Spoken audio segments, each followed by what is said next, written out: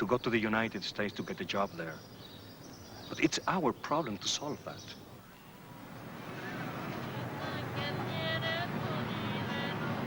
The old lament says, "Poor Mexico, so far from God, so near to the United States."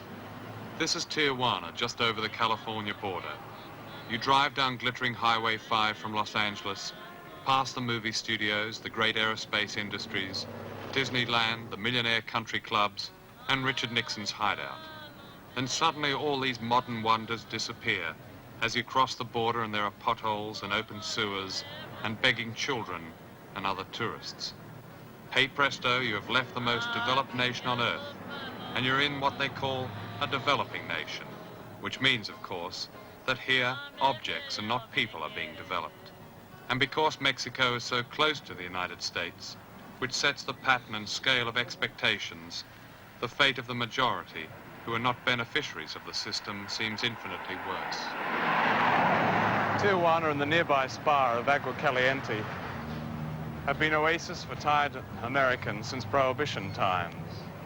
And the big names of Hollywood, like Clark Gable and Gloria Swanson, came down to gamble at the casinos. Rita Hayworth learned to dance here. And Al Capone and the boys took refuge here. Today, it's rather a sad, tacky little place, with that great Mexican passion and sense of history, sublimated for a few bucks. But Mexicans, being Mexicans, retain their patience and humanity and their wry sense of humor. They call Tijuana Pozo del Mundo, brothel to the world, or rather brothel to America. With your dollars, you can come down in the morning and get laid multiracially, married, divorced, aborted, and be back in time for happy hour. Midwestern businessmen hold their conventions here, Rotarians their lunches. They never see where the people live, and most of the people live in hovels spilling down the hillside overlooking America. Some of them are employed in the 400 American factories that are allowed to operate on the Mexican side of the border as legal sweatshops. The workers are mostly young women who make 40 pence an hour or less.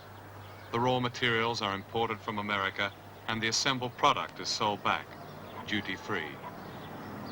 When President Carter came to Mexico, President Lopez Portillo told him, "We do not wish to view our history as one that anchors us to a burden of resentment, just as we would not like you to contemplate your future in terms of the risks of silent immigration." Was this a warning from behind the Mexican mask?